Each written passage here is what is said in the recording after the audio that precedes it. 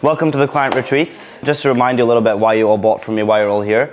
This is my third mastermind. This year alone, I've generated $6 million for clients. We did 82K cash last month, as you can see. We did 81.5K the last month before that. So we've had extremely consistent revenue numbers with quite low ad spend. Now, one thing a lot of you don't know about me is the first business I started was Shopify e-com. Back when I was like 13, I was doing Shopify e-com.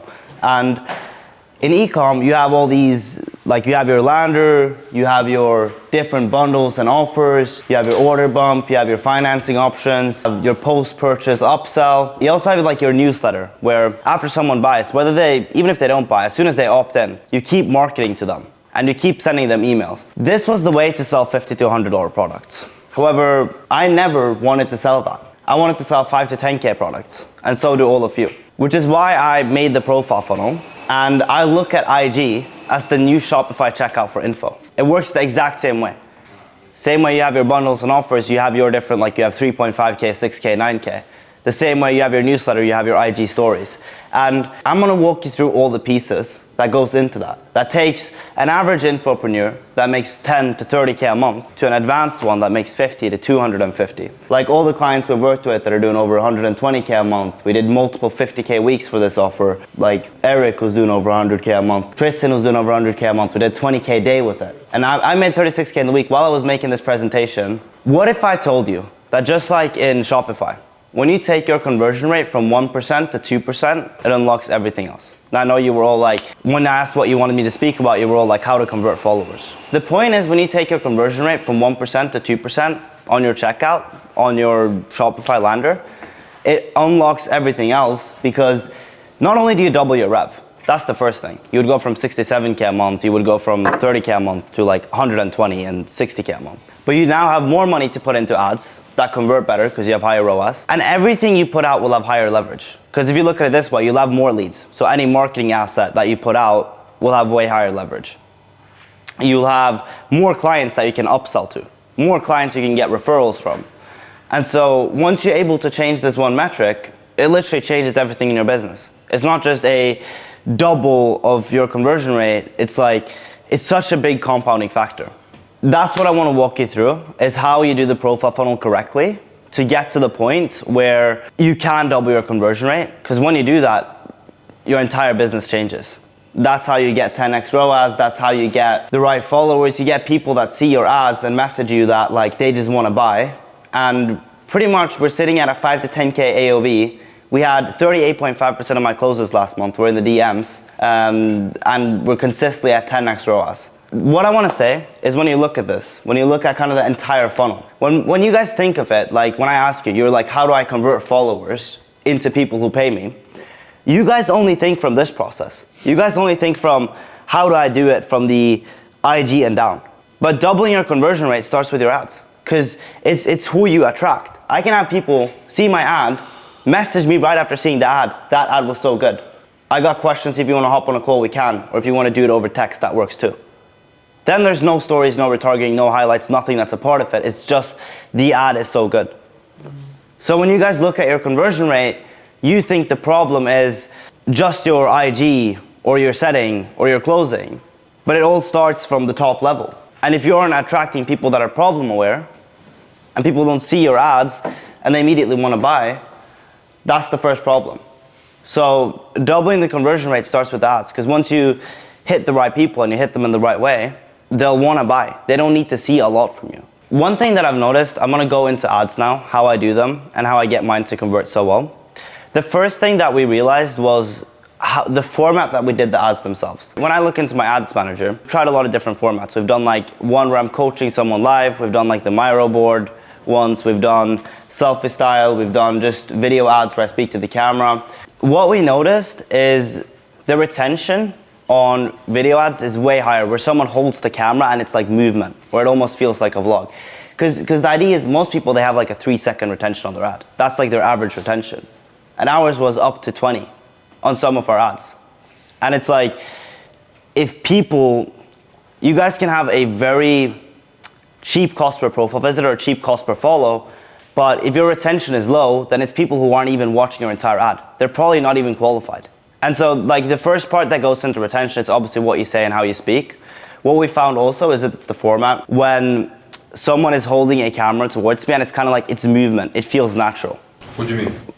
But like it's like if I record you, for example. Yeah, exactly. Like he'll record me while I'm speaking, but it won't be like a podcast studio. That's the one that we've seen have the highest retention, because there was a period where we did like the Miro format, because the Miro format was going very viral, and when we did the Miro format, we were able to take attention from the people doing that format. Then people are realizing, it's just going to be educational if I get one of these ones, and then they scroll. So the formats that we see do very, very well now are like selfie. People, they feel more natural to people. It's just kind of how it switches, like before you would see like people record ads in podcast studios and they did very well. Now I don't see people doing that much anymore. There's a lot of people that just run like selfie ads, but it's just what people care about. People are more, like they're seeing more ads than ever. So there needs to be a different kind of like feel to the ad if they're gonna keep watching it, which is why right now we're mainly doing like either a handheld camera or it's like a selfie ad. Like you saw how I filmed ads on the private jet. It's like, there's like movement. It feels natural. It's not like a podcast studio is very boring. The ad needs to be interesting, because when you guys have high retention. Don't you think it depends on the niche though? Sure. Because like in my niche, if there's someone on a podcast talking about that specific problem. I think in a podcast, I mean, we told you to do the podcast ad, but it's like side angle, because they positioned you really well and they're doing really well. But it's like, you know what I mean? Like those ads where they're like in a podcast studio and they're looking at the camera and they're like, I'm looking for young guys who are, those become way less interesting. That's the first thing we found, is like the format is we found the handheld camera to be the best and the selfie ads to be the best. And we have like a 20-second retention on those on average.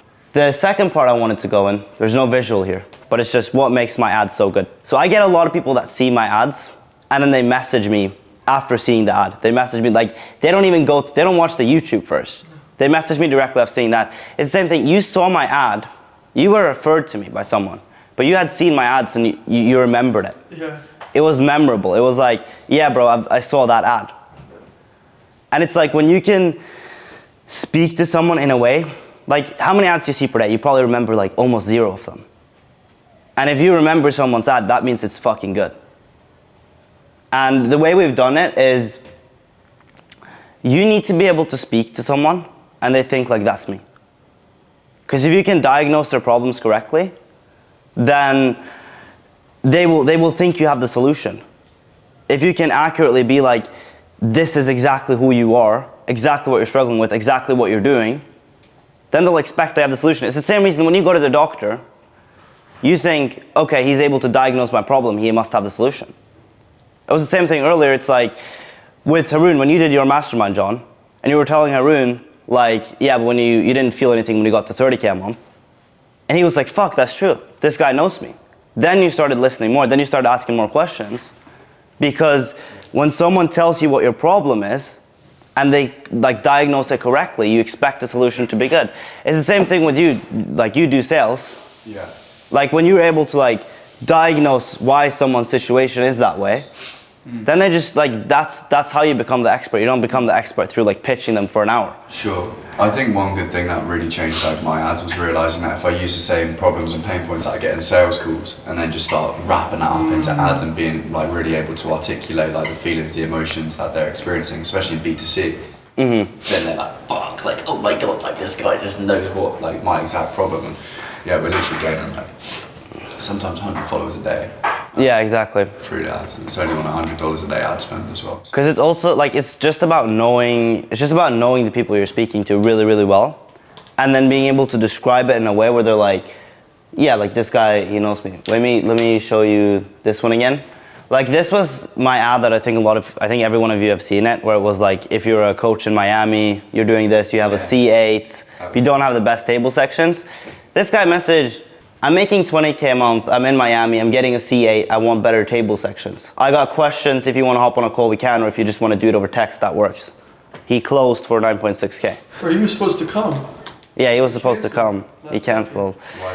He had booked the flight for the wrong dates.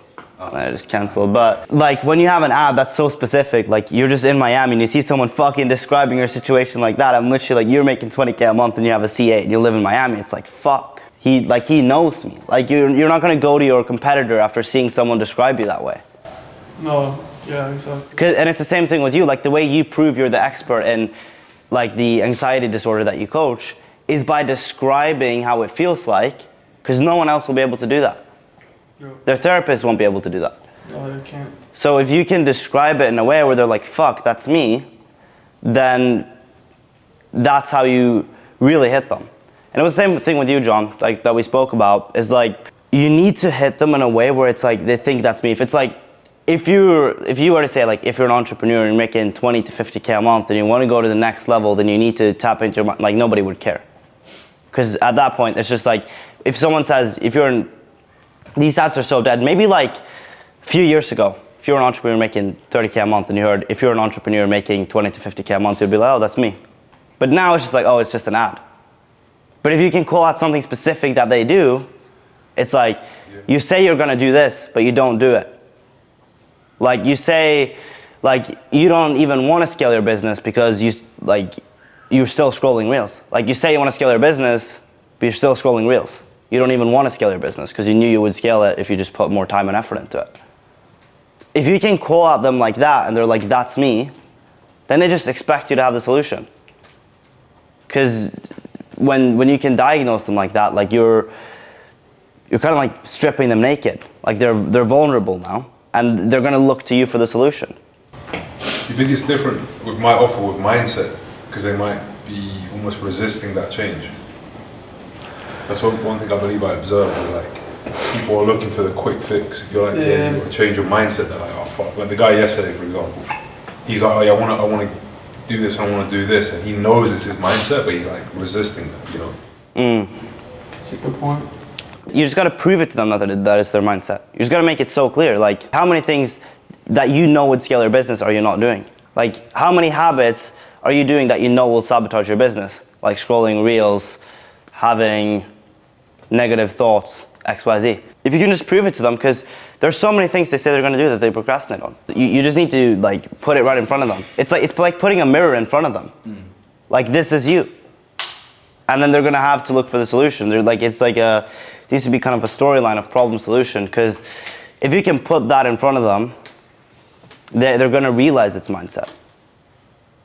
And they can't look away from the mirror.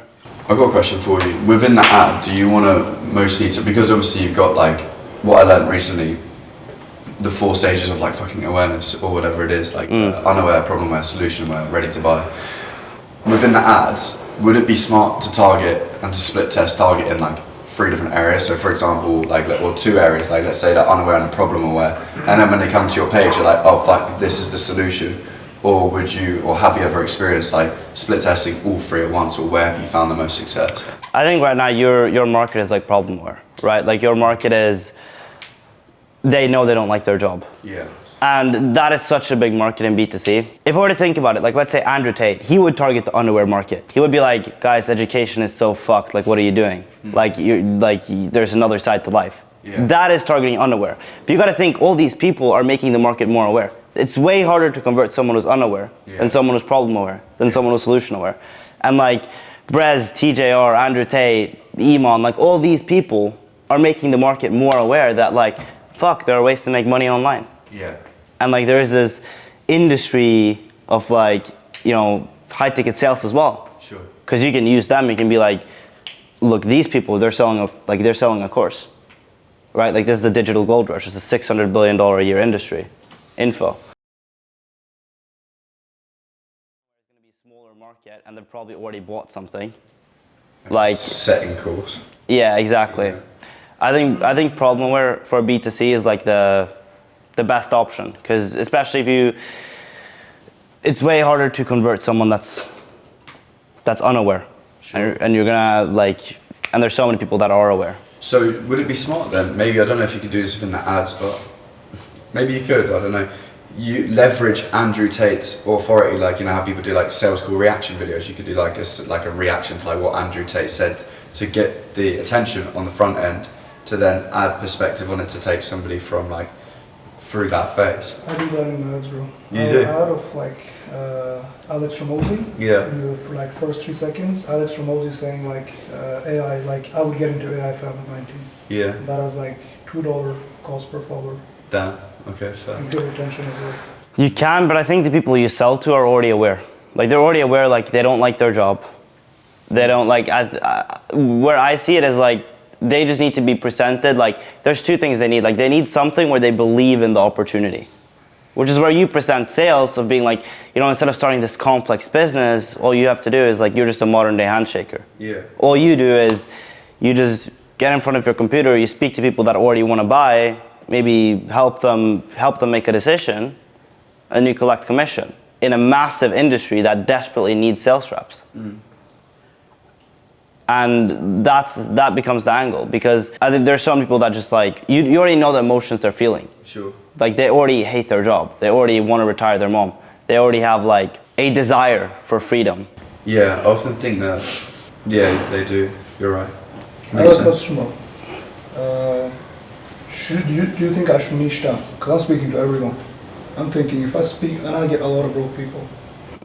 So if I niche down to like, I help 9-to-5ers start an AI agency instead of I help people start an AI agency, do you think I would get better leads and convert more? Yeah, I mean, you know, I don't think it really matters whether they're working a 9-to-5 too much or not.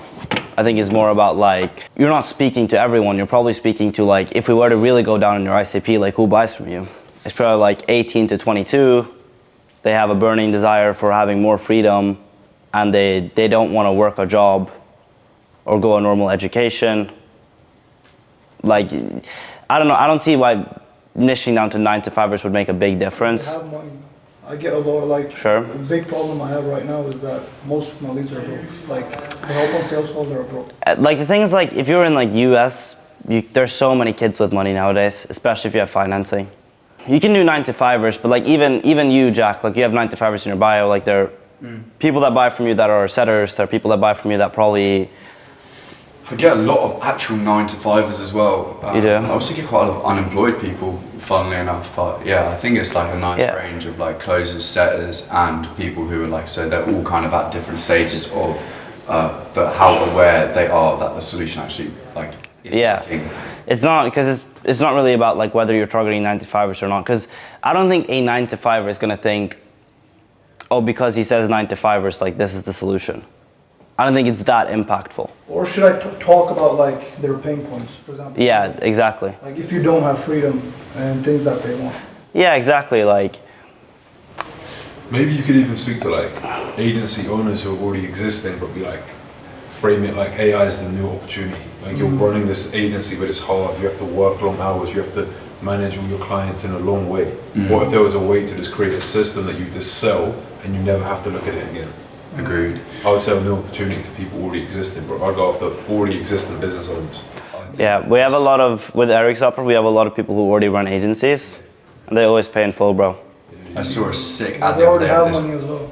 this guy was pretending to be on the phone. He was like speaking about all of the problems and the pain points is that pretend to be on a call. He's like, no, like I promise we're getting you more leads, No, oh, what, they didn't show up? And then he's like, and then like the call ends and he's like, ah, fuck, and then he's like, I bet you've experienced this before. I was like, damn, that's actually sick. Yeah, but like, that's just, think about it, like that's just a new way to say the same thing of like, if your clients leave you after a little bit and your agency has bad churn, but he's just presenting it in a new, more entertaining way. Yeah. 100%. And it's the same thing that like I'm doing when I'm saying the like Miami ad. I'm just saying like you need to scale your coaching business. Like you're struggling with, you don't have consistent ads. Yeah, I'm saying the same thing, but I'm saying it in a different way. Yeah. Or like when Iman was running ads for education, and he had like did you see the footage of him at like McDonald's?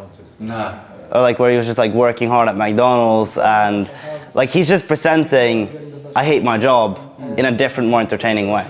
And like it's gotta be.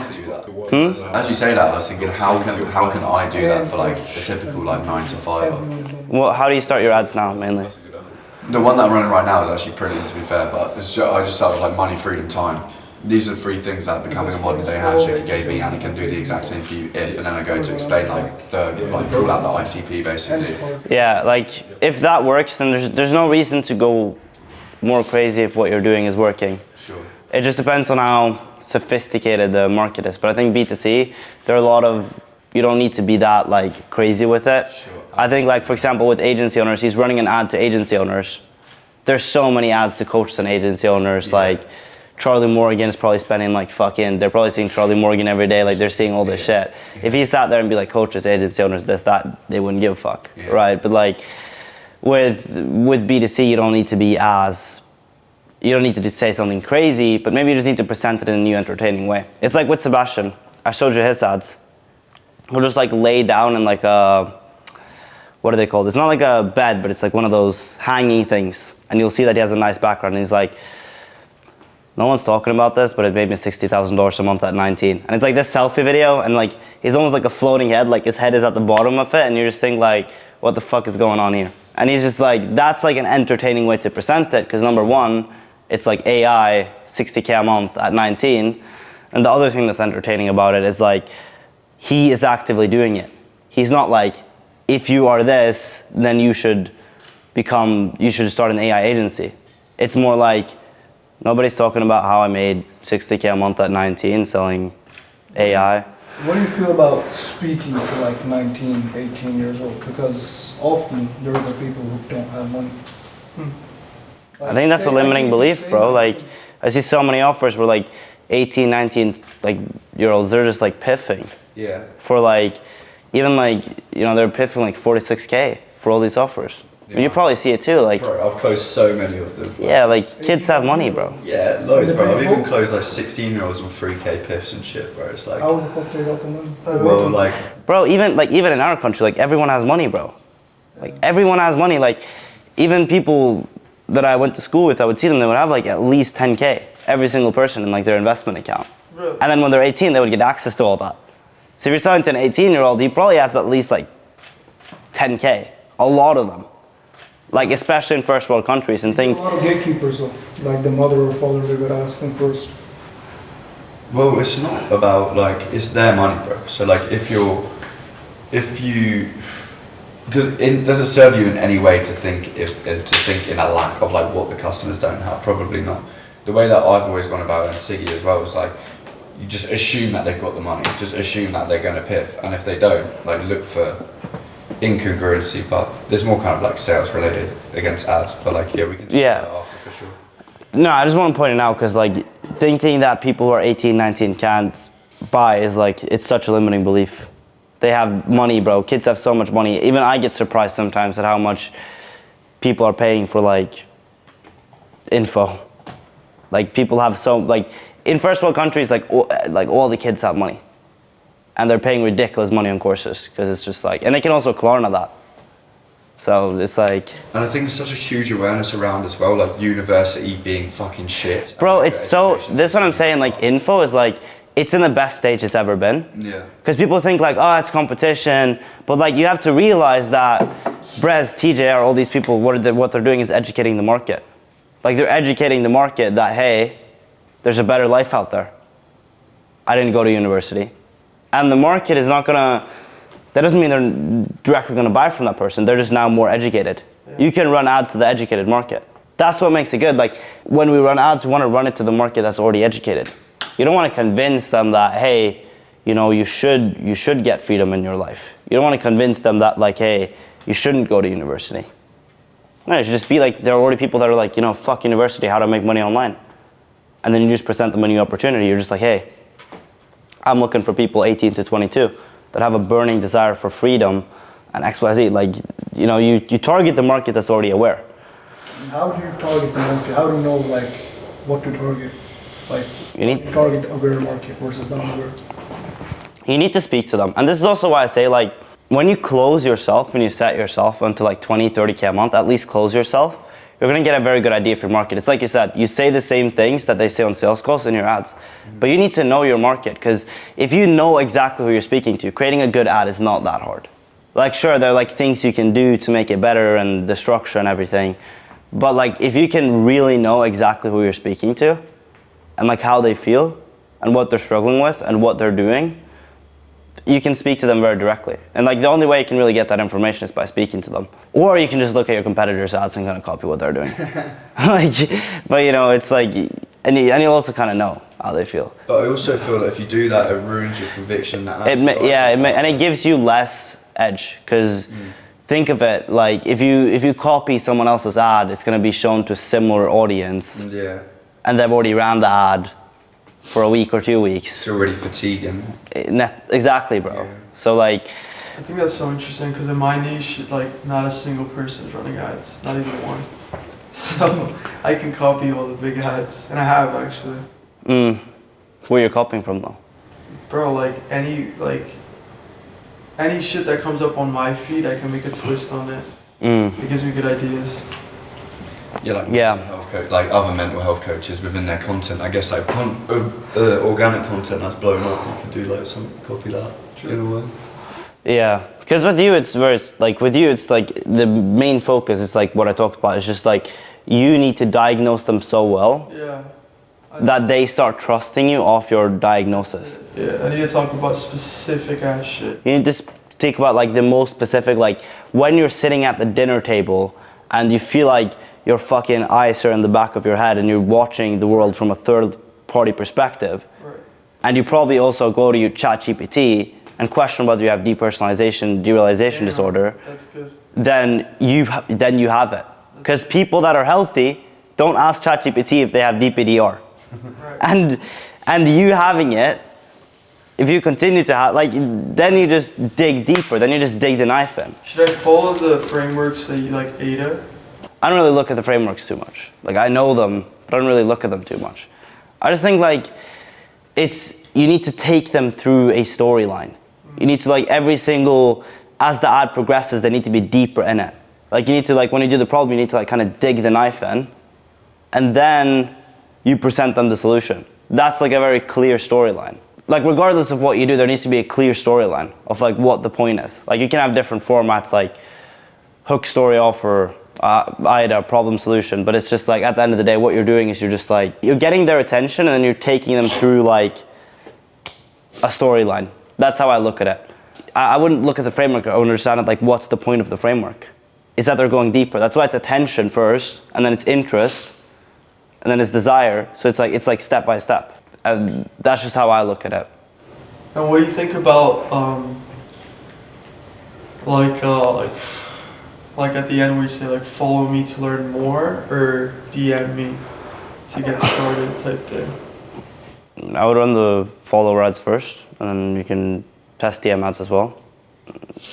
And the angle with the follower ads is kind of like, well, you have all these problems that I just mentioned. Follow me to learn how I recovered DPDR in 5 weeks. Right, and once you get them in there, in the ecosystem, how do you convert them? That's what I'm gonna go into now. Boom. Oh yeah, this was the thing I wanted to go through first, is like retargeting, because that's top of funnel. And I wanna tell you the way that I look at retargeting. Because with retargeting, there's a lot of people that have like, I ran the testimonial ads, I still run them. There are a lot of people that have copied those. There are a lot of people that do those now. But the way that I look at it is like, in retargeting, we just gotta think what beliefs they need to have to buy. And you also should ask them like, what is it that stopped you from buying earlier? Because once you know what stopped them from buying earlier, like that's your retargeting ad. So like, let's say for me, for someone to buy, number one, they need to think that they're missing something. If they believe that they can do it themselves with time, they're not gonna buy. Right, and with you, if they don't think they can overcome DPDR, they're not gonna buy. With Jack, if they don't think like they are good enough at speaking, or like they're not like, they don't have a talent, so they can't do high ticket sales, they're not gonna buy. And like there's certain beliefs that you need to install in them for them to buy. It's like literally one of the ads that we filmed is like, let me guess, you're already making 100K a month with your coaching business. Oh, you're not. And then it's like, bro, it's literally so easy, all you need is this. Fucking hit them with a bunch of shit they need. Because then like, their brain goes, oh, I don't have this. And then, or I can just give it to you inside my one-to-one. Right, so it's like, if they believe, you know what people will say, they'll be like, yeah, for me it's just time, it's just implementing, and I'll get there. And like let's say for you, what beliefs do they need to buy? They need to believe it's mindset. So like in retargeting, all you want to do is install the beliefs, and there's many ways you can do that. You can speak directly to the camera and tell them, You can have one of your guys, you can have one person record a testimonial where they say, I didn't think the thing holding me back was mindset. But then I realized, and once I changed my mindset, X, Y, Z happened. What do you think is a good hook I could enter with? Wait, I have a good one. It's like, you know, whatever. Like, you're already making 30K a month. You have the right systems. You have your setter. You have your closer. But yet, you're still not where you want to be. Why? You know, it's your mindset, etc. You know what I mean? So kind of like sniping them, like they already have the fucking market. Yeah, I mean, I would just tell them like, hey, you already know what to do in your business. Like if I asked you right now, what do you need to do to scale to the goal that you have? You just tell me exactly what it would be. And then it's like, why haven't you done that already? Oh, it just takes more time. No, it doesn't take time. There are people that get to it way quicker. And it's because they implement faster because their mindset is different. And like, you just need to take them through you need to just change their beliefs. I think a lot of them will be in fear mode. I think I need to tap into pain. That's what I think I've observed. Yeah. They're almost uncomfortable. So it's like I need to hit pain points and like poke at their fear. You know?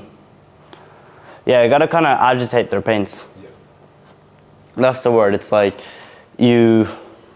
when you put the pain in, you're like, hey, you're these problems, you're procrastinating on what you want to do. Then you put the pain in on that. And then you go to bed knowing that you're not the man you say you are. And then you go to bed knowing that you haven't actually put in the fucking work and it makes you pissed off. That's agitating the pain. And like that's what I would do. And then you need to kind of, in this, you need to change their beliefs. And there's a lot of ways you can change beliefs in your targeting. You can do like the video testimonials where that'll increase their perception of you. You can do the, I also really like, you can just like tell them. Then also when you do the testimonials, bro, look at like what objections have they had? Why didn't they buy earlier? Like why didn't they buy 2 months ago? And whatever belief stopped them from buying 2 months ago, you have to dismantle it. And let me ask you guys, what would be a belief you would have that would stop you from working on mindset? I mean, why haven't you bought from John yet, bro? You've met him yesterday. You didn't ask him for his program.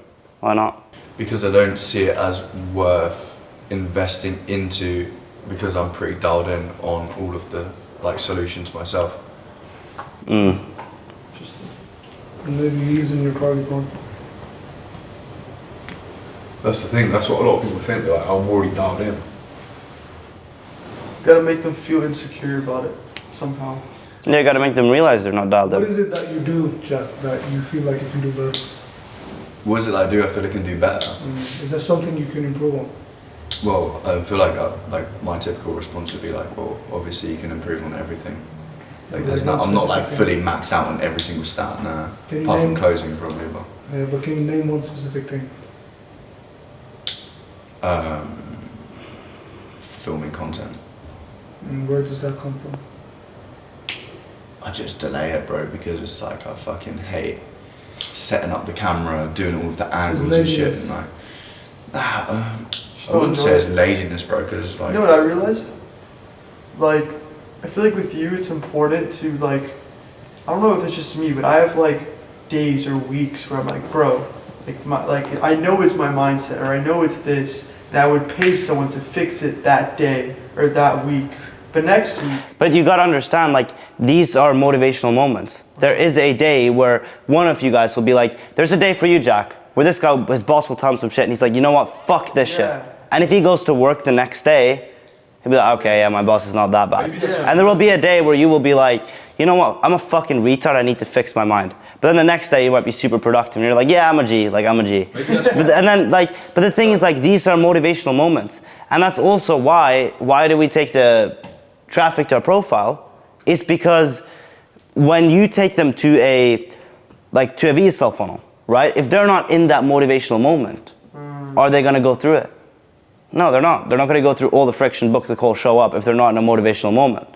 But if it's like they follow you and you eliminate doubt over time through your content, through your stories, through everything you do, when they get in that motivational moment, they have no doubt. They're aware, like you're top of mind. I think that's what's taken away from that. It's like you've got to nurture them. It's not just like one ad's gonna hit. It's like. Of course, and that's the entire point of it, right? Like if just one ad was gonna hit, then we'd run the ad to like straight to a calendar link. The point is like we want the ad to be so good that some people will DM you like, I saw your ad and now like I want this. Because that's how you know that it's like it's attracting some of the right people. And then you'll want like there's gonna be another maybe 90% or even more that are like they're gonna get in there and like they're gonna lose doubt over time until you put them in a motivational moment. That's the idea. Like you want it to be so good that within 5 minutes, like 20% of people, they'll be in a buying state.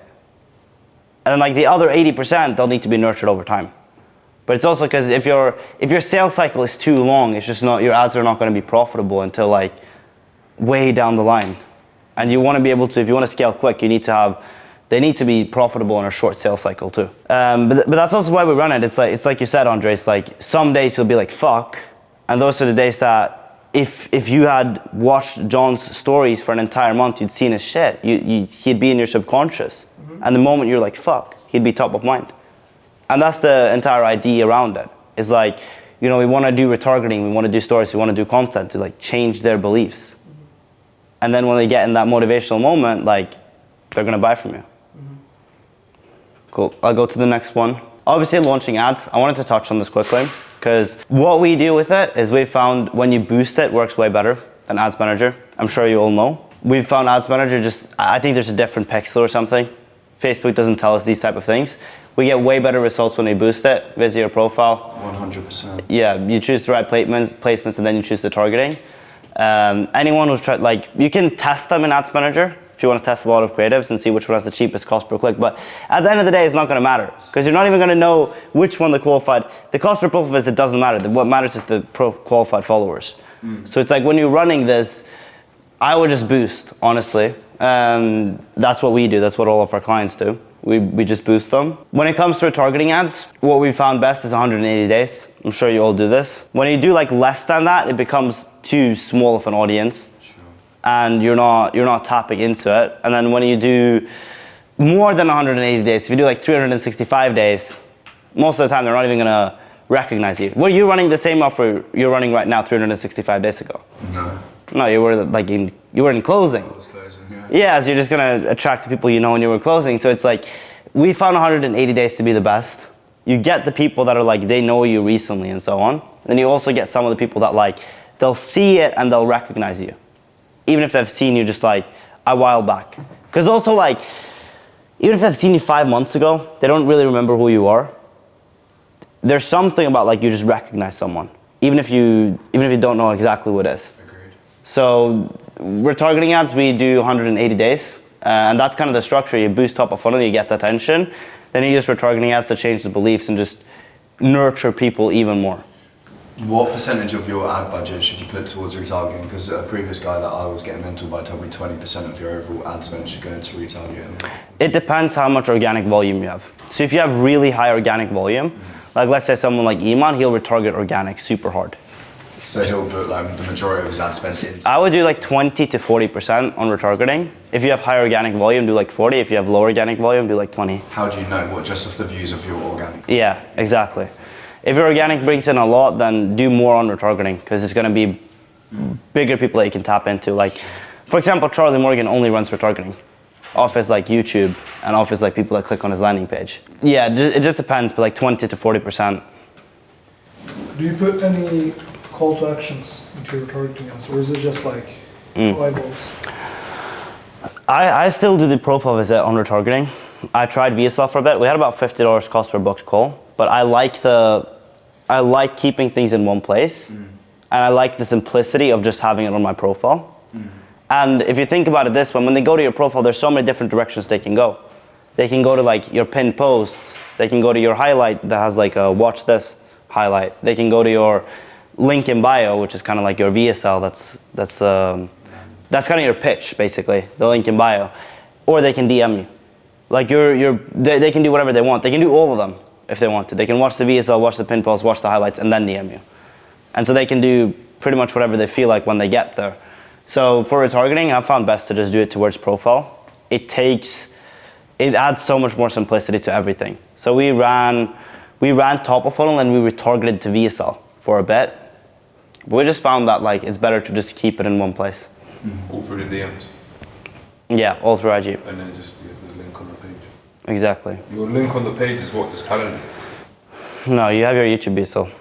So the link on the page becomes kind of, this is what I was going to go into, is, in fact, I'll go back here. Targeting, you were saying 20%, 40%, what was that about? Of the overall ad spend. So if you do $100 a day, like 20% to 40% of, so you do $140 a day basically. Yeah, if you do it, like, it'd be like, let's say if you spend $100 a day on ads, $20 to $40 would be on retargeting, and the rest would be on top of funnel. And it depends on how many followers you have? Yeah, it depends. Like, it depends how much organic volume you have. If you're bringing in a lot of people organically, then spend more on retargeting. Because ideally, you want your retargeting to think of it this way. If this is like your top of funnel here, like, and then this is kind of like your middle of funnel, you want to retarget people that come here, and you want to also retarget people that are considering here. So with top of funnel, I'm sure you guys are like familiar with like frequency. It's like how many times people watch your ad. You want to have a frequency of like 1 to 2. Because if not, that means like the ad is getting fatigued. It's being shown to the same people. Yeah. If not, that means the ad is getting fatigued. Can you control that or no? You can see the metric in Ads Manager. With the, like, your quality of the ad, yeah. But the idea is like when the frequency goes like very high on top of funnel, it's just being shown to the same people, and it fatigues. I need to do retargeting. I need to. The thing with my niche and my disorder, it's funny because like with my disorder, the more you think about it, the worse it gets. Like the only way, like the cycle fuels itself. Like if it stays in your head, you will stay with the disorder. If it leaves your head and you focus on something else, like you effectively get rid of it essentially. So I feel like if they see me over and over and over and over again, it's almost like a reminder, like I have this thing, fuck, I forgot I have this fucking thing, and now they're just like... Yeah, but you need to put the problems in front of them, because you got to think there's a, it's like you could walk, if you're going 1 kilometer, you'll walk, and if you're going 2 kilometers, you'll drive. It's actually quicker to go 2 kilometers than 1 kilometer. So what you're doing is you need to put their problem so much in front of them that they're like, fuck, I need to overcome it. Because the worst state they can be in is like they're reminded sometimes, and then it continues to kind of like haunt them for the rest of their lives. You'd rather just them be like, fuck, this Andres guy, he's killing me. Let me piff him. Like, you'd rather than be in that state, because when did you take action on solving DPDR? It's probably when it got like to a state where you were like, fucking hell. Yeah, it was fucking. So bring them into that state, bro. It feels like, it might feel a little bit unethical, but it's just like you gotta dig the knife in before they take action. Right. And how do you do that with like retargeting? Well, I would for you, what I would do is like, What's that consequence? what's the main belief that's stopping them from buying?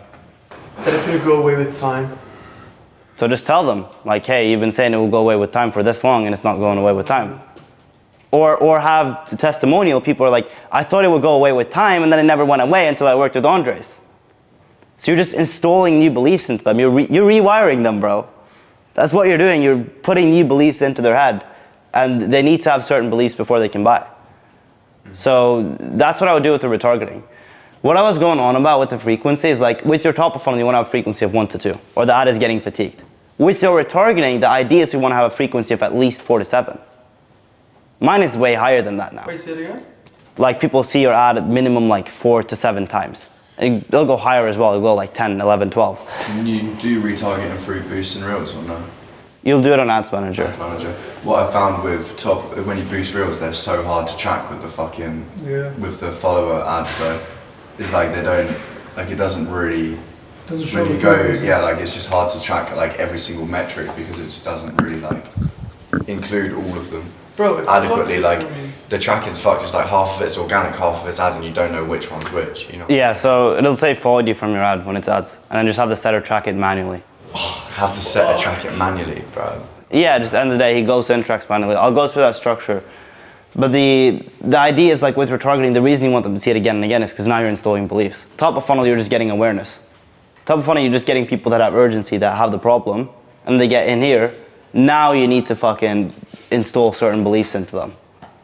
And so that's the idea behind that. So with retargeting, you just want to hit their biggest, You want to get them closer to, like, you know how Jordan Belfort says straight line sales? It is a straight line. You just want to get them clear to the line. Whatever is stopping them from buying, you need to just get them closer to all the things they need to have to buy, which is like they need to believe they can recover. They need to believe that Andres has a lot of people that have recovered. They need to believe they can't do it themselves. They need to believe it's worth investing in. You just got to take them to that point. My audience thinks that like one belief that they have is that they need to be able to code. So just tell them like, yo, I'm just a 22-year-old kid, and like honestly, like I made 30K last month with AI agency, and if you're like me, you know, there's two ways you can do it. Like either you can kind of do it yourself and have 100% profit margin, but honestly, I just can't be bothered. Like I'd rather travel here in Marbella and just outsource it to a developer. So when I sell people my 5K AI agent, I'll just outsource it to a developer for $750 and I'll have a profit margin of 85%. I should use that in the retargeting. Yeah, just use that. Just say that, like any belief that they have, it's like, make it simple. Like this is the simplest way to use AI, and I'm not sure why anyone is talking about it. Like I'm literally just a random 22-year-old kid. I've never studied in my life, and I just sell AI agents, and I just have a developer build them. Whatever beliefs they have that are holding them back, you gotta install it in them. Which is why we have higher frequency retargeting ads, because you want to just like program them again and again. It's like consistency. It needs to happen again and again, and then they'll buy because they have no other option. You remove the limit or the beliefs that is stopping them from buying. Exactly. Bring them closer and closer to the sale. Exactly, boys. I'm gonna move into content and what I see with content, because I just went over ads. The next most important part is obviously you have the traffic, you have the retargeting. When it comes to content, I feel like the kind of pendulum has swung, where before people would post a lot of like educational stuff. They would speak to the camera and it would be like those like Devin Jotho edits. Like you guys know what I talk about. Now what you see people doing that's doing insanely well is like even like someone like TJR. It's just high volume. And they're just posting like anything. There's a reason why Iman wanted to go with TJR and Saint-Tropez and started recording some clips where he said like, yeah guys, you gotta crack these. Like it's because right now it's getting into a stage where how many people will you go to IG to become educated? It's not the intention. It's always to be entertained. And so the idea is you entertain them, and then they get like, when they're entertained, they can step deeper into it. Because then you have like, when you have their attention, they can go deeper into it. I wouldn't do this for you, Andres, because like your niche is so like specific. I would do it definitely with like a biz up offer, like what you two are doing. But you just gotta present things in an entertaining way. It's the same thing with you, John. Like instead of being like, yes guys, mindset is the key, like it'll be more entertaining. It's more entertaining to watch Abraham hypnotize some guy and he just like, what's my name, bro? Like that's more entertaining. Like I'd rather watch like hypnotizes billionaire CEO and then the guy's like, bro, I don't even remember my name. And then Abraham is like, your new name is this. And this guy's like, I think that's funny. Like I'd watch that. Like, or like when he hypnotized someone and they just like get up and they just like start screaming and shouting. Like that's entertaining because it's just like a little bit of like, what the fuck? You know, like you need to present them something entertaining. And the way I look at it is like, if people see you all the time, they just buy, bro. Like people saw Andrew Tate all the time, they just bought the real world. He wasn't even the mentor inside the real world. They just saw the motherfucker all the time and he was balling out and he was just doing his thing and they agreed with his beliefs and they liked him and they just buy. Same thing with like the Onuha brothers. People just saw them all the time. I don't think I've ever heard them speak about something technical in e-com. I don't think I've ever seen that. But people just buy when they see you all the time. So when they see you all the time, then you can take them deeper. The way that I do it is I want to kind of say things in an entertaining way. Like if you look at this video, I'm sure all of you have seen it, it has about 500,000 views. The reason I put it on and the reason it did so well is because there's so many layers to it, right? The first one is like, number one, it's Tinder. It's a very broad topic. It's very applicable. If you speak about something insanely specific, you can't reach a broader segment. Then it's like certain things that make it interesting. Let's just pay to go like on one of these boxing matches and have like a clip where you're talking to one of the fighters. Then we'll just use that and just be like, you know, I'm the guy who coaches these top. Say Iman. I mean, you fucking coached. Yeah, just say Iman. You were a coach inside of his community. Yeah. You've probably given him some advice at some point. Just fucking say you coached Iman. Who gives a fuck? Yeah.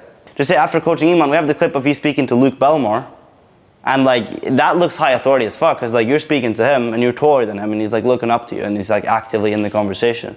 Yeah. Just say you coach Luke Belmore, bro. Yeah. Say you coach Iman, Luke Belmore, Charlie Morgan. Fuck are they gonna do? Like, you know, and then that creates so much curiosity.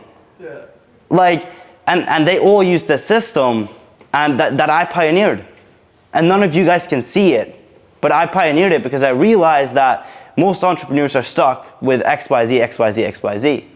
And like that makes it interesting. But it always gotta be interesting. You see how my ad is. It's not like, hey guys, I found this new profile funnel, like in 10x your business. It's like, bro, I realized I'd never be flying on a private jet at 16, making 100K a month if I tried the same outdated tactics that the rest of the info market has been pushing. Which is why I invented the profile funnel. Like it's interesting, you know, like you gotta make it interesting. So I could be like, if I didn't apply this system, I would still be broke and struggling like all of these other guys that were in the same space as me coming up.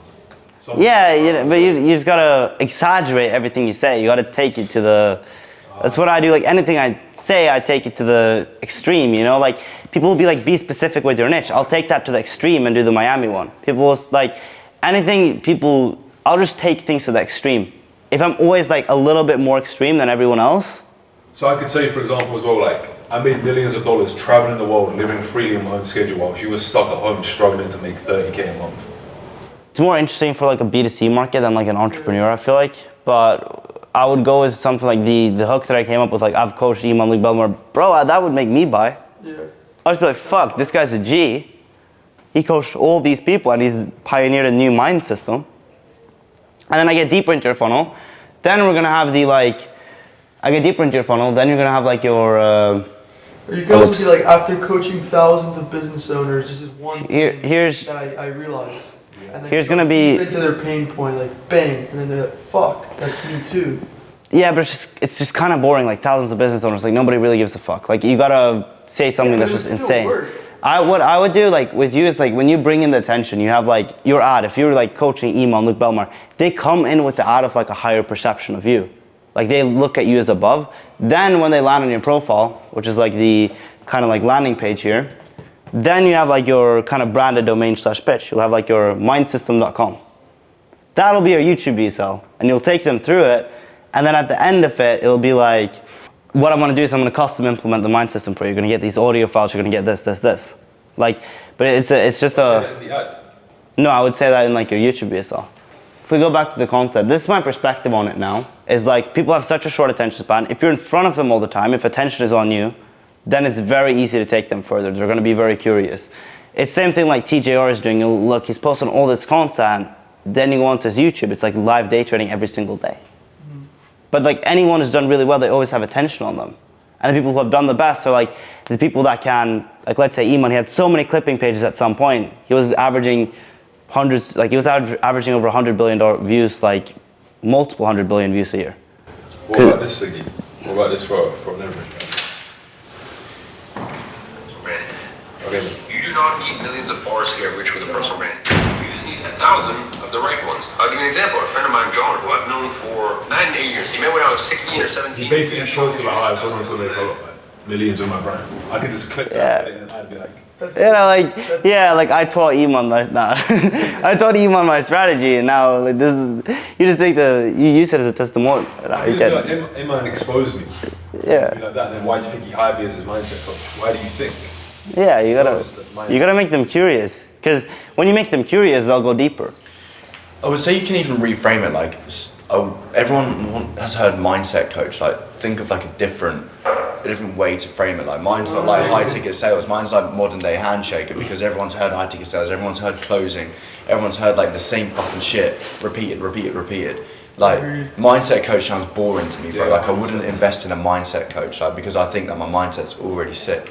Yeah, that's why the hypnotist angle is what people are doing. Like you can say that you're a fucking paradigm shifting coach or something like that. That sounds exciting. Shit breaker. Yeah, like belief shattering coach, or like paradigm shifting fucking master, paradigm shifting fucking principal or professor. Could be like Look at the video. Yeah, I can see that. And then you can reframe your whole profile as like the profile funnel. Like Siggy isn't just like I scale info products. He's like stallion acquisition. there's always a new angle. Like there's always got to be a custom. There's always got to be a custom pitch. There's always got to be a little, like your profile is a webinar, guys. It's a new like event that's happening.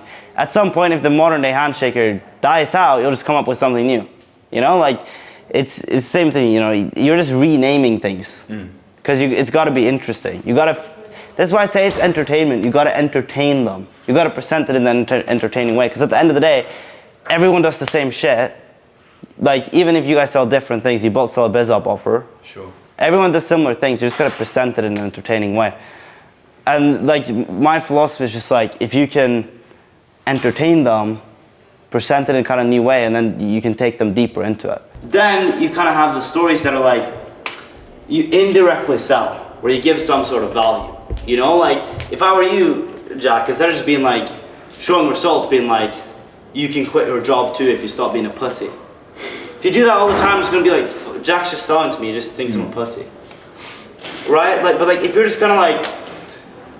As I'm sitting here in Marbella, I'm realizing that I'm living the life that I used to dream of. And what it took to get to this point, boom, boom, boom. Some point in here, like as you go on the storyline, you're like, you have to take risk. You have to bite the bullet. That's why I quit my job, X, Y, Z. Now it's like, you're selling them indirectly. It's indirect communication. You're not saying, hey, you're a pussy. Because if you're gonna like constantly attack them, some people are gonna be turned off by it. But if you can smoothly get them over to your paradigm, like you prime them for the sale, then it's way easier to do. Like I've had like different ones where like, and when I do these, what I'll do is I'll kind of sprinkle in results. So when I do like a few results here and there, I'll sprinkle them in the middle of it. So I'll do like, this one is like rich people trust their vision and doubt their fear. And I'm talking about how a guy DM closed. And like how when you DM close, that's like, you're just like convicted and you move with conviction. And you're not like considering everything and delaying. I'm priming them for like, you have to take action, you have to take risk. I respect people that DM close. You should DM close. I'm priming them for that. Then this one, talk about like, guys, it's so important to have all your data tracked in the business. And I'm showing like the automated tracking dashboard. This is the tracking dashboard I use for all my clients. So they have all this information. So for example, for this offer, we saw that this metric was this, and then we adjusted, and then we got this, how we started booking these many calls. Right. I'm indirectly selling them, but it's presented as value. It's presented as, oh, it's so important to track in my business. Oh, I should also have a tracking dashboard like this. But you're creating like, you're selling indirectly. Like if I were like, if you don't have a tracking dashboard like this, like if I were to post a story like, all my clients win because they have these tracking dashboards. The only way to get them is to pay in full. DM Piff. Like people are just gonna be like, fuck this guy. Like they're not gonna want to watch my stories if it's like that. So like there needs to feel like when someone goes to stories, there needs to be anticipation. That's what like dopamine comes from, right? Like that's what makes you want to do something. That's what makes you want to gamble. So like I might win and I might fucking like I might lose, but I might also fucking win. And for them, it's like if they can see something interesting might happen, there's gonna come like a little golden nugget. Then they're gonna watch, and then you can. The way that I would do it is like I would have these where you kind of get engagement. This is for you, Jack, bro. Like you have a very, like what I say for someone like you have a very, you have a personality that can, people will fuck with you, bro. People will just be like, yeah, this guy's energy. You should post more of like just things you say and how you are. And people are gonna watch that. Like they're gonna get way higher story views. And then once you have those story views, you can do some indirect selling because it's all like, even your stories, it's awareness, bro. And you gotta, I would focus more on the, there's only like 3% of the people that are on your IG, or a few percent of people who are on your IG that are like, yeah, like, I know what modern day handshaking is, I know what this is, and I wanna buy. Like, if I want to post so many stories and my engagement goes down so much, I think my story, even if I check now, I don't think I'll get many viewers, but I think that's because of what you're saying there, where I'm just like attacking the viewer basically, like. Yeah, like it doesn't like if I'm just gonna be like 400. This guy made 10k a month. You could also make 10k a month if you weren't a massive pussy. I just be like, bro, like I'm not gonna want to come back to that every single day. You know, when you post a story, you're like, oh, I probably shouldn't have said that. You know. Yeah. Just to grill people. I love it. I grill people in my content. But like you one of the should, things like, with me is like people buy from me because I grill them, because I call them out. Of course, you should grill them, but like. If that's what you always do, yeah, it's like the Pavlov's dog. Sometimes you gotta give the dog the treat. Yeah. You gotta give the dog the treat. Like, why do people watch stories? Like they're expecting like, yeah, what's going on in Jack's life? I'm just a massive pussy. That's what that's why I do that sometimes. You gotta give the dog the treat sometimes. So I'll give the dog the treat, and then sometimes they'll be like, I'll indirectly sell them. I'll get them over to like my perspective. It's the same thing as retargeting. You know, they gotta. you gotta kind of explain like, you know, as I'm sitting here in Marbella, I'm realizing that I'm living the life that I used to dream of. And this was also the exact reason why I went into closing rather than this, is because it gives you so much freedom. Freedom is really the only thing I care about. I would rather make 10K a month and have the freedom to travel than make 100K a month, but I have to manage this massive agency, bang, bang, bang. Then you're getting them closer to like, but it doesn't sound like you're selling them. It sounds like I'm just hearing a little like golden nugget from Jack, and they'll respect you, and they'll like want to listen because they're seeing you, your personality, and they're seeing you do things. That's the idea. So you're taking them through it, and then when I do like my story sequence, they're very well designed, they're very well done. I don't do them more than once a week. I want to have in those sequences the best results. I could share like this guy close to 3K PIF. This happened, but it's like, do people even give a fuck? Yeah. Like, when I make it, and it's like, 50K week, 71K month, 20.7K in 3 days, just bang, bang, bang, like, 40 plus DMs in 25 minutes, like, this sequence, now it has like, it starts like, obviously they'll have less engagement, so the story views will be lower, but it's still like 2,680 viewers for like a sequence. And if you look at the drop-off rate as well, it's like, on this one, like, one guy dropped off. 4 people dropped off, and I'm literally just like spamming them with results. But like I can do that because when they normally watch my stories, it's not like that. If it's like that every day, it's just like, yeah, fuck this guy, I'm just being sold to again. It's the same thing with the newsletter in like a Shopify store. If they just make an offer to you all the time, you're just like, fuck these people. You know, like I'll unsubscribe. They're not gonna watch. How often do you post a story sequence? Once a week. Once a week, I'll do like the full sequences, and then between there you can sprinkle in some results, or you can indirectly sell. Yeah. So like, but that's how I look at it. It's like Paul was talking. You got to give the dog the treat sometimes. CTA story sequence. Yeah, I would only, or like even just without a CTA, but I would only ever do a sequence like this, like once a week. Do you feel like CTAs need to have a story sequence to them? If a CTA needs to have a sequence to it. It means vice versa, like if a story sequence needs to have a CTA. I think it really depends on, No, it doesn't. No, does like, a CTA need to have a story sequence? Like, it doesn't, but like, think about it, when I'm posting these sequences, I'm getting these, like, I wanna get something out of it. Like, this one, I think I booked like 6 goals from the sequence. Does it depend on like the industry though? Because B2C, I feel like they need to be led a lot more versus B2B. Like, if I saw that, I'd just swipe up and be like, yo motherfucker, like, let's book in a call sort of thing. Yeah, like, I no, but I feel like people has to be led. Like, I agree. Like, here, what I did is like, the tactic is kind of like, I'll give them something. Like, I'll be like, I'm gonna give away internal data and exact ad credits. It's like, DM this. And be like, yeah, it's a very easy path to enter into my DMs. And then from there, we can book the call. We can be like, hey, you know, look, yeah, like, here's the guide or whatever. But like, honestly, bro, like, I literally have a client in your niche who's absolutely crushing it with ads, and I'd rather just make it more custom to you. Why don't we just hop on a call and I'll just give you a custom roadmap instead? And they're like, oh yeah, here's a custom roadmap. Yeah, but you gotta pay me first. He's in Canva. I have a designer on Figma. But yeah, I was gonna ask you, what do you think about like lead magnets kind of thing? Not lead magnets, just getting people in the DMs to DM you guide or whatever the fuck. yeah, definitely, bro. You think they're helpful? Yeah, for sure, bro. I would. You can do them often as well, bro. If you do like the video ones, like you can even do like, you know, you can kind of just like, if you want to see if I'm breaking down like the tracking dashboard, I can be like, you know, if you want to see a breakdown of how it works, so just DM me, I'll send it to you. I've got some sick lead magnets actually cooking as well, so yeah, I 100% agree. Bro, you How can do you follow up with them to get them? I mean, what you can do is either you can do the lead magnet, and then from the lead magnet you can speak to them after, or what you can do is you can do when they opt in for the lead magnet, you just tell them, hey, you know, bro, like, I could send you the guide on DPDR, but to be honest, like the way you're going through it, like, it's a little bit different from person to person. And honestly, like, I would rather speak to you with your experience and your symptoms and exactly how long you've had it to be able to give you a more custom solution. You're gonna be like, yeah, please, get them on call. But what if that was like their first time DMing? I don't know shit about them. For me, it's easier because I can tell, but I would just ask them a few questions first then. Just be like, say that, they're gonna be like, yes, the custom solution, whatever. Just be like, hey, I need to ask you a few questions. Then you ask them like, everything you need to know if they're qualified. And then you're like, okay, like I'll give you the custom solution. I definitely think based on like what you've told me, X, Y, Z, like let's get on a call. So you can either send the lead magnet, but then once you've sent them the lead magnet, you kind of lose your leverage. No, because like what a great thing to do is like say, let me know your biggest takeaways, and then you have a reason to follow up in it. It's like when Sure, you you have a reason to follow up. Like it's what we're doing when we send. But lead I realize magnet. that- I've seen the booking rate on pitching them before lead magnet and pitching them after a lead magnet. Like before, it's so much higher. Really? Because Shit. they've went through this entire sequence, which is like these results. They're like Okay. fuck. They're expecting something.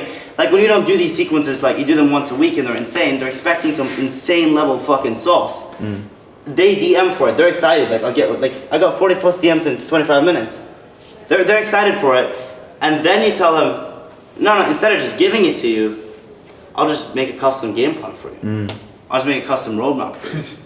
You heard that thing Tate says, like, for me's the geese and for moose the goose. Yeah, that's what we're doing. For me's and everything, you're like, nah, I'm not gonna give it to you, fuck off. Then you get in the call and you're like, hey, you know, like you gotta pay me first. Is that how you do it? It's like, you got paid. Nah, I'll obviously be a little bit smooth, guys. Like I drop some game, and then be like, do you feel like 100% clear on how you can implement this? No, not But you'd actually 100% give them the clear. roadmap? Yeah, you need to give them something, bro. Oh, I got you. You need to give them, because you'll burn out your audience if you don't give them anything. So you gotta give them something. Like what I would What do have is you I learned with pitch the the key quote for the takeaways, lead shit? magnet, and then if they don't reply to that, they don't book. Like I'll send the lead magnet the day after. What have you learned with like? So either way, like you asked them giving what are the key something. takeaways? And then What are if the they book the takeaways? call, I'll send stuff post booking as well. So it's like but this is the idea. It's just about anticipation.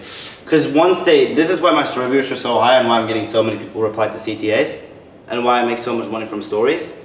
It's because it's anticipation.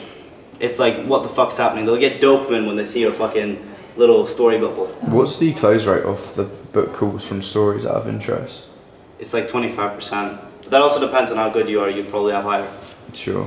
Okay. So it depends also on like if you book them from a lead magnet story compared to like if you book from like I have 3 more spots to work with me, like it'll be way higher. Yeah.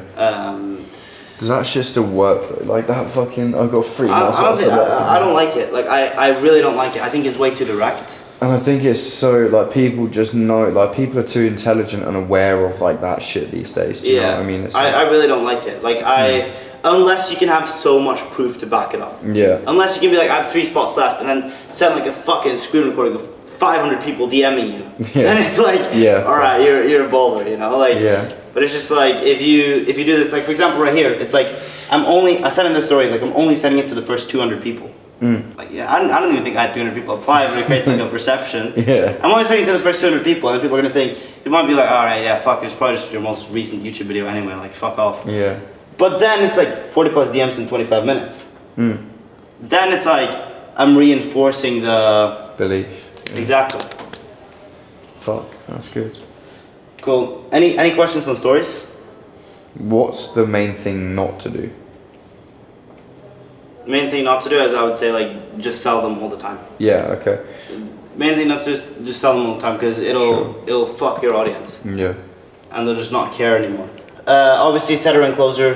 I don't want to go too in depth on it because I think it's very custom to everyone. I'm down to do like some common reviews with everyone and everything, but like most of you guys have gotten setter placement from me anyway. But like my idea is I want marketing to be so good that it'll do the conversion. Like people DM me from even I want my ads to be so good that the ad itself will do the conversion. Because like having insanely good closing, of course it's gonna help. You're gonna scale your business way better if you have really good closing. But at the end of the day, if your marketing is good enough, you wouldn't need it. Also, one thing that I really fucked up on was not holding my setter accountable enough for follower ads. Like that's something that you need to fucking dial in on, boys, if you're not doing that, because all of your traffic is dependent on the fucking set. Obviously the marketing plays the biggest role, but if the setter's not doing their part, then your leads are like, they're like it's like going out on a girl with a date who wants to fuck and then not turning up on the date. Yeah. And then the girl's like, why are you not here? What do you think about the one Standard Stage does? He has one. Another day, another client, and then like the little screenshot. Yeah, and Yeah. it's like a photo of you eating a pizza, and it's a Stripe screenshot and also a payment screenshot, and I think that's solely a story ad. Yeah, I've seen those. I also run a few of those as well, where it's like it's like a screenshot, and then it's like text, and then it's like photo or video in the background. Like I do my IG stories, you know, like I'll have one where it's like, if you look at, for example, this one, it's like right here, it's like, you know, 20.7K in 3 days. I could put that screenshot in a story ad and just have like kind of that as the text. The thing that makes it good is you can kind of show results that you can't show them in an ad. Like in an ad, you'll have to speak about case studies. You'll have to be like, he went from this to this per month.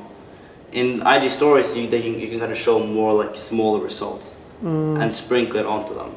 It's not those where people see them and they DM you like, I saw your ad, and like they basically want to buy.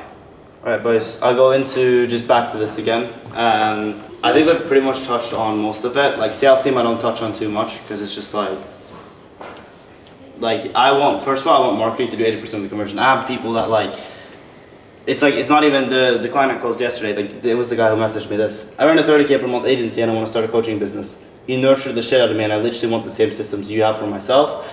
How much is your program? If everything makes sense, we can just take care of payment on DMs. I told him to take it in DMs. We did like a WhatsApp call, like 10 minutes. And it's like, you can get people that are just ready to buy from really good marketing. Because they're just like, so sales is just like, it's the final thing that pushes them. That's why we get like a high average order value.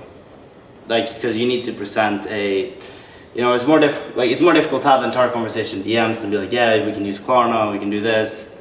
Like, you're gonna have a way higher conversion by doing sales calls. But this is the main thing I want to focus on, is like, how can we get the marketing so good that it does most of the conversion for you? And then you guys still have your sales team, you still have your setter speak to all the leads. But this is essentially the entire idea behind that. Is I want the IG, I think of it to convert the same way as like a Shopify checkout page. As like we have the newsletter, we have stories, we have the landing page, we have like kind of like an angle on the lander. We have the, you know how on the Shopify sites they have like the UGC videos of people using the products, which are like the testimonials. And we bring all that in to the point where, you know, on those sites people buy it directly off the website. On this, people might DM you and be like, I'm ready to buy. And that's how good I want the marketing to be. Now that we have the entire kind of Shopify checkout page for info, as I call it, set up, you have like your lander with like the little, if you look at this lander as well, it's like the lander, it's here, you know, they'll try to kind of upsell you here. They'll have like the UGC video / testimonials here. Here they have like a fucking VSL basically, where he's speaking about the product. You have like your different bundles and offers the same way where like, you want to, all the people that come to it, you want to be able to liquidate ad spend. So you don't want to just have one solution that you can sell, but you want to have different bundles and offers that you can sell to different people, so you have higher lifetime value. So you can maximize the value you're getting out of what you're spending on ads. And you have your financing options, you have kind of like your upsells, you have your like newsletter where you keep marketing to them whether they buy or not. Once you have all this set up and you're running the ads, you've set up your page, I want to ask you, like, what do you think are the most important things that'll allow you to scale? I think that's a big one. Yeah, that for me especially, that's my number one right now. Like, I'm gonna have a call with, I'm hiring a new CSM. But as soon as he's in place, I feel like I'm gonna have the ability to take on more clients. And but from there it's just lead flow, which is ramping up ads. I think my fulfillment's pretty sick, to be fair. I've got everything pretty dialed in fulfillment. Got a CSM, got a sick program. No one really comes to me with questions. Another CSM maybe, but the most important thing, sick organic content. It's like, once you guys are doing all the things, you're doing the organic ads, you have a good setter, you have a good closer. What I say is like, number one, it's service delivery and it's volume and it's these things, but it's like also data tracking. Like, I hate tracking data. I just have my team do it. We're super clear on it. And it's because when you know the data, that's the only way you're going to be able to make decisions. If you don't have data, you're kind of just operating your business emotionally. You're kind of just like, you don't know what's happening. Like, even me, like, I like to go with the flow in a way, but I still want to know what the fuck is going on. I still want to know what the closure is. I still want to know all the numbers on my ads. Because if you don't, like, you're you're just guessing what the problems are. And it's like, if you guys, you want to scale 250, 500, $1 million a month, it's like, does that business have their fucking data tracking sorted? Of course they do. So the way that I've done it is like, this is kind of, I want to run you guys through my team structure of how I'm able to do volume, of how I'm able to track the data. When it comes to the IG, the parts that I do myself is like, with story sequences, I'll outline them before I send them to the designer, so I'll just write the text and like put the screenshots. I'll map out video IDs and I'll be in front of the camera. That's pretty much all I do for my IG content. Wait, say that again. What part? Like what you do? Pretty much all I do for my IG, like my entire IG now, is like, I map out video IDs and like the ads I want to run. I outline the story sequences, so I'll put like the text and like the screenshots I want to use. And then I'll be in front of the camera. And then when I send those screenshots and everything to the designer, he has like a bunch of pictures of me in a massive folder, and he'll design the story sequences.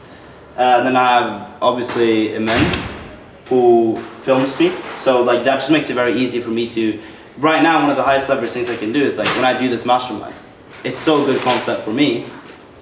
I'm just being filmed, right? It's filmed, and it's also like he comes with the IDs for videos and pictures we should make. Manages like the editors and the designer, does revisions, helps me execute on these events, posts on IG, makes SOPs for when we hire team members. So like my time is being spent on like the highest leverage things I can do. Just make story sequences, because that's how I make most of my money, from stories, and mapping out video IDs and being in front of the camera. Like the things that are least replaceable, and then the designer and editor just handles the rest. Then when it comes to the tracking, this is how I do it now, is like, you have just the sales team, you have your setter track everything. So you're not gonna be able to go on your IG like boosted ad and get good data. It's gonna be shit. You're gonna need your setter to manually track it if you want it to be good. You're gonna need them to go in, look at all the followers you gain from ads and type it all in. And then he'll track like your cost per follower, your cost per qualified follower, your qualified rate. You guys can also attribute that to, that feature is kind of gone now, but before you could attribute it to the specific ad. You can also attribute like to which, we're attributing to which content pieces gives me the most qualified followers.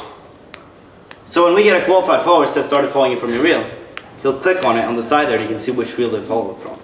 And when we do our team meetings, my setter is like, yes, these are the reels that got the most qualified followers, and we'll know exactly what we need to make to get more of. Then obviously you want to track your cost per convo, your convo to offered call, your offered call to booked call. The thing is like when you're like, if you're like very obsessed with data, and you're seeing like your offered call to booked call, your booked call to showed call, your showed call to qualified call, your qualified call to closed call. If you just increase every point of this by like 2 to 4%, over time, because over time, it's like I said, when you take a conversion rate from 1% to 2%, it unlocks everything else. And you can do that at smaller levels.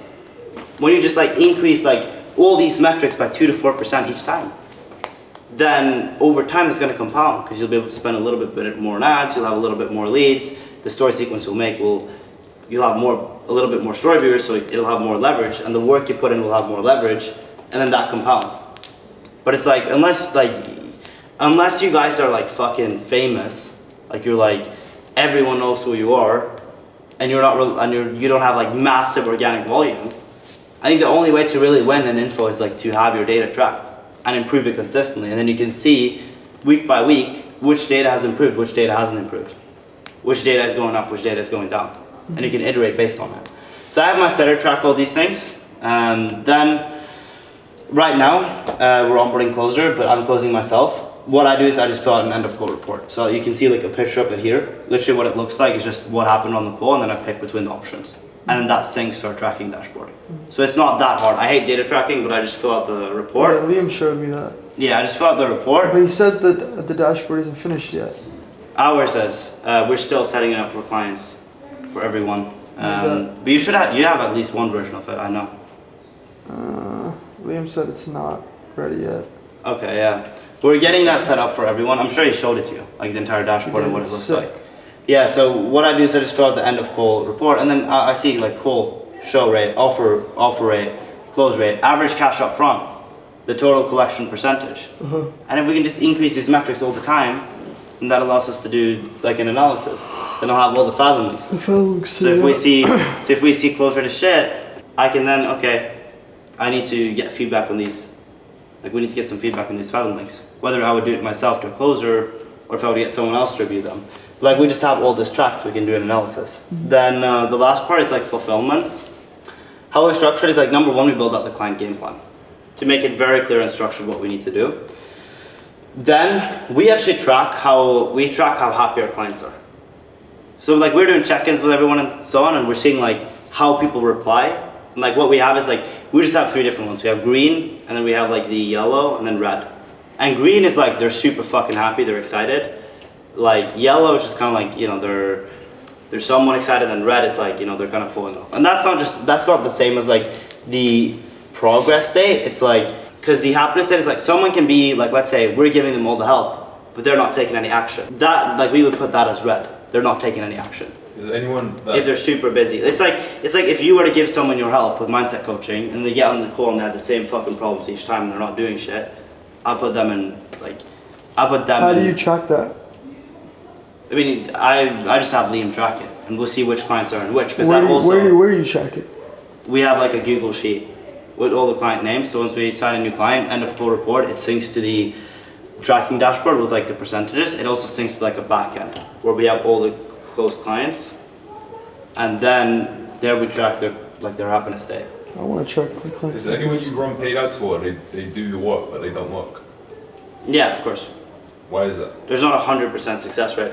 There's many things. It's like, for example, I've had people where it's like, okay, get a new ad account. And it's like, for example, if someone runs ads and they're not doing the other shit, they're not posting stories, they're not posting content.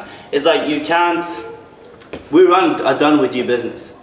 I can have so many case studies and so many results, but it's like, if someone doesn't put in the work, they're not going to be a success story. So if they put in the work, will ads work? Of course. So Of course ads work. I wouldn't take on a client if I didn't believe ads would work. Of course it works. Like, their target audience is on Instagram, their target audience has problems. They can be targeted through ads. So if the work is put in, there will always be a response. But someone can come in and they cannot put in the work, and it's not going to fucking work. Of course. Anything. So it's like a technical analysis. So we're tracking the happiness, we're tracking how much they're implementing, and I'm also looking at the call recordings and the steps that are being given and see how aligned I feel with everything that is being said. So that's how we do it. Then the client progress, we just do weekly calls with them to make sure that we're re-optimizing, and we'll look at the progress they've made and everything, the data, etc. And then now what we've also done is like the business tracking part of it. So the reason we're setting up the automated tracking dashboard is there's, number one, we want to be able to provide the most value, and you guys are going to get better results if everything is tracked. But we're also going to see where you guys are at. We're also going to see exactly what you guys are struggling with or what all the metrics look like. And then we can do an analysis of their data. So this is how we thought about it when we built it. And I'm going to go a little bit more in depth on this. The second thing we just started implementing recently is a client onboarding form. And it's like, again, that's just data. That's just us understanding what made them buy. For example, right here, what made you hesitate before joining?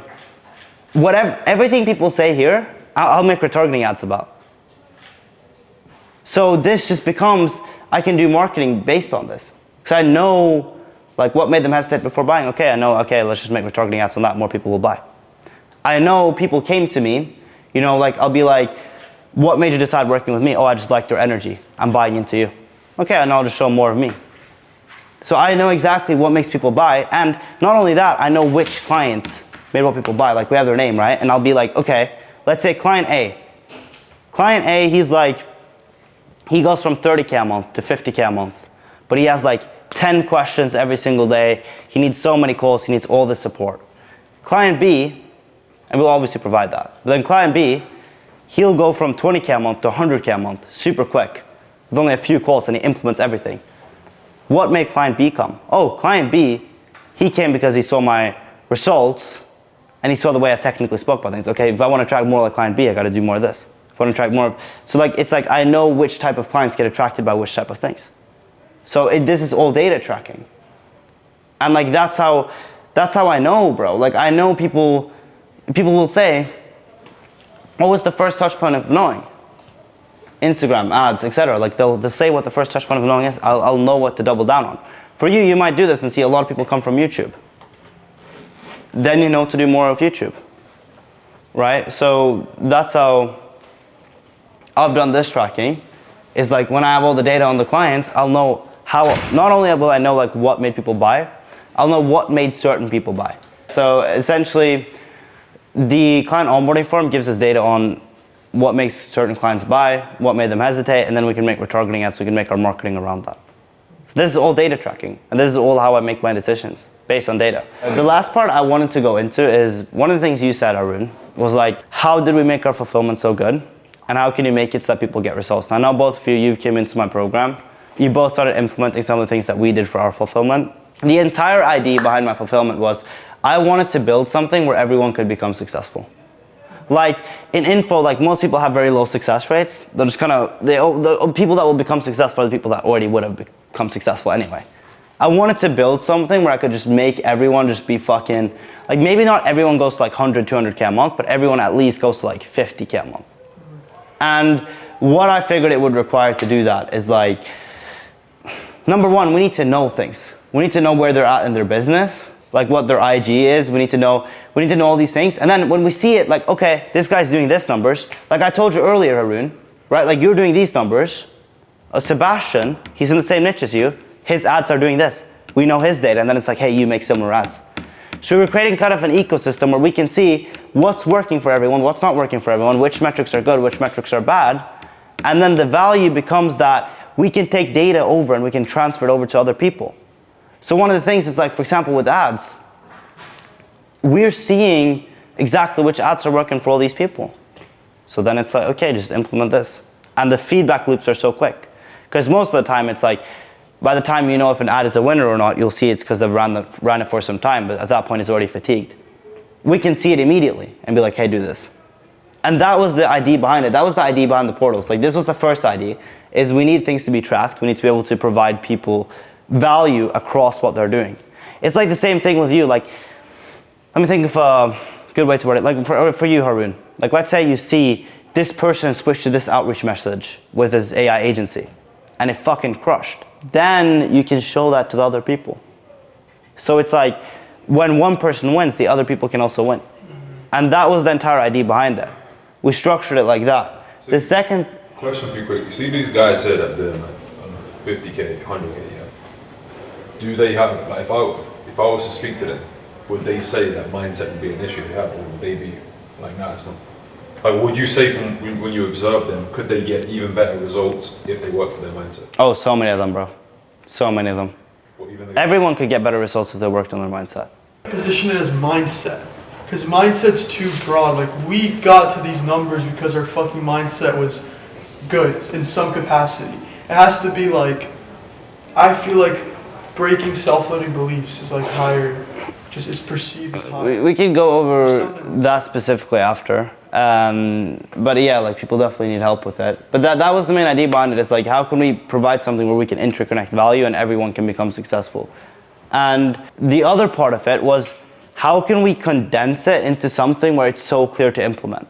That was the idea behind the client portal. It's like, we give them the playbooks, we give them the directory where they can apply for a setter, they can have the entire tracking system there. And you know, when they apply for the setter, like our setter manager will connect them with the setter. Like, and we only improve this so that people get better and better access. They get better tracking systems, they get better setters, they get better team members they'll be connected with. But this was the entire idea. It's like, what would they need to be successful? What would it take for them not to fail? Well, if they had an exact game plan with visuals of what content to make, with like the entire idea, and they had the exact steps lined out, they also had playbooks where we taught them. They had directories, so they had access to all the team and all the systems that they needed. We could see all their assets. We could go here, see their YouTube ESL, see their current setting flow, see their funnel tracker, so we can see all the metrics in their business. We can see the metrics in their business, and we can look at them and then message them and be like, yo, we need to fix this. Let's get on a call. Let's fix this now. So this was the entire idea behind the portal. It's like the full strategy, the steps. And then right here, the roadmap, we get all this details on them. And then we have like the properties to get the details on them and be able to provide value to each other very effectively. I actually want to copy that notion, but I just don't know how to do it, bro. I'll send it to you, bro. I'll give it to you. Can you send me like a template of it, or just? Yeah, I'll give it to you. The last part as well that we've showed you is like the tracking dashboard. It's the same reason. If we want to find a way where people, they can't fail, we need to know where they're failing. Then we can provide the solution on that. So that was again the idea. It's like, that's why I built the client portal that way. to make it very structured. They know exactly what to implement. And then we also have all the data of what they're struggling with. And then, look, if we have the exact data on your offer, Haroon, and then on Sebastian's offer and Eric's offer, you're all helping people start AI agencies. I can see, okay, Haroon struggles with this. Sebastian is amazing at this. Haroon is amazing at this. Sebastian is struggling with this. What are you doing? Like, we know what you're doing with this. We know what he's doing with this. And then we just put it together.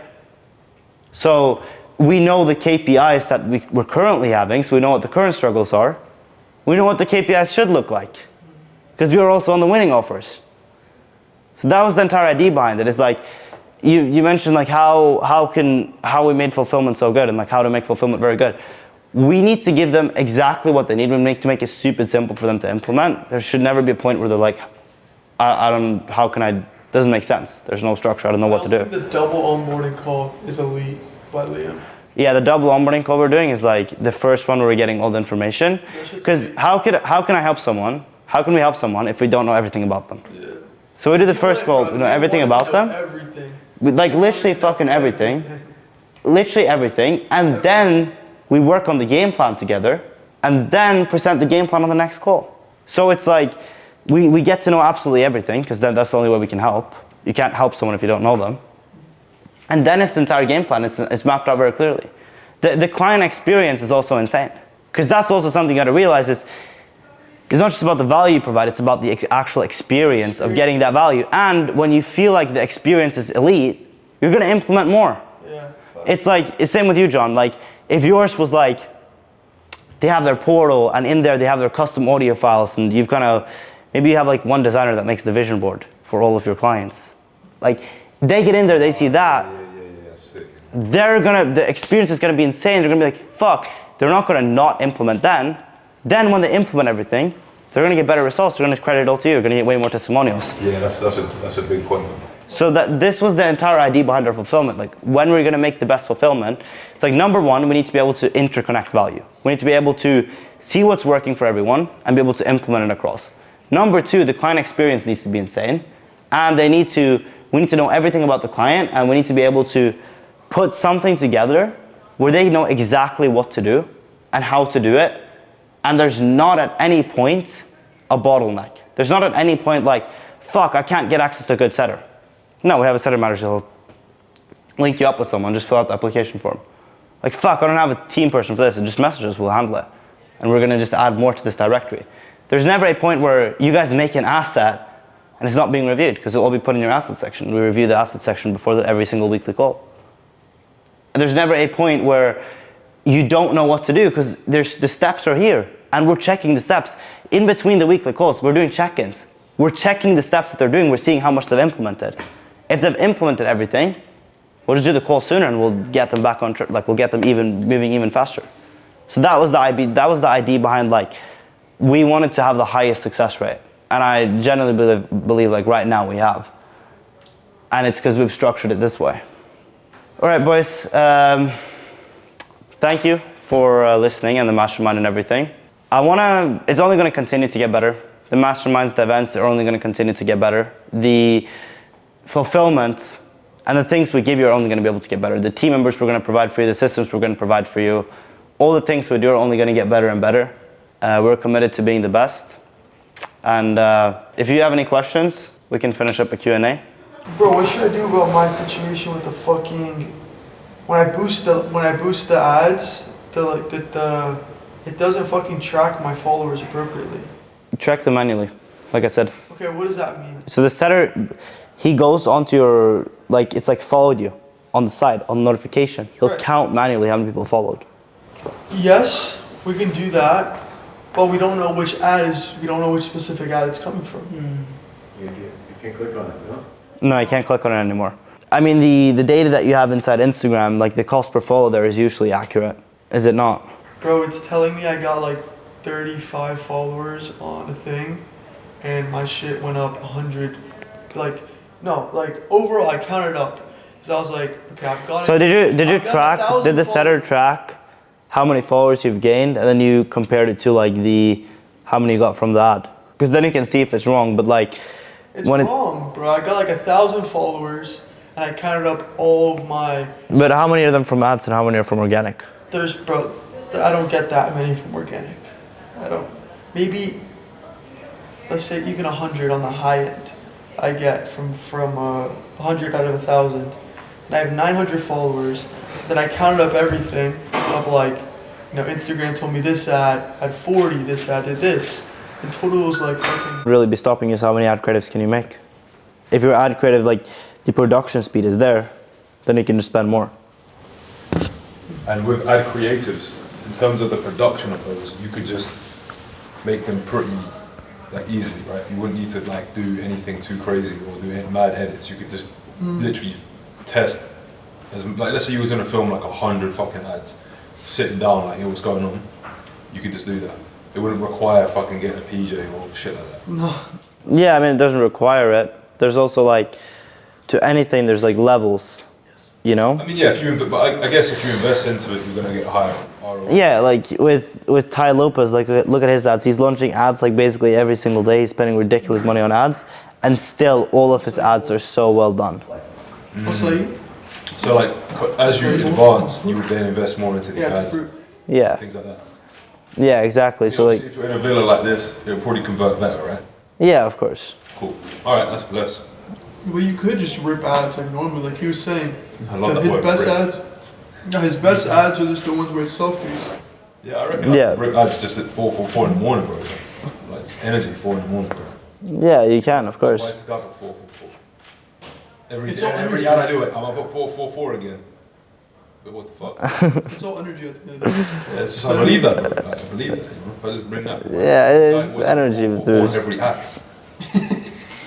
I used to do, bro. That's how I used to get clients because I used to wake up 4 every day, and I just show it on my story. People were like, what the fuck? Why? I mean, we just be like, yeah. Just be like, guys, it's 444 again. I'm back up. Fucking killing it. I'm making money. You're still sleeping. You say you want to scale your business, but you're fucking asleep like a little baby. Like your girl, bro. Your girl sleeping and so are you. Yeah. There's a reason why your girl doesn't respect you. What do you think about sending Pain. ad traffic to YouTube? So this is, for example, what I'm doing. I'm saying like in my ad, my call to action is DM me the word, whatever keyword. I mean, we really like click the link in my bio on some of these new ads. Yeah, but then how do you? What kind of objective you run that for, or do you just boost it? Profile visit. Profile visit. On Instagram? Then it's like click the link in my bio. Yeah. Isn't it better to do like DM? So they DM you the keyword, ManyChat sends it, and then the seller can also engage with those leads. I think it's higher friction to do a DM. Yeah, but then you don't know who's clicking. And when you do DM ads, like, I don't know, like, I don't feel like the lead magnet DM ads are the best, because 90% of conversations of like cold traffic DM ads, you send a lead magnet, the conversation dies. Yeah.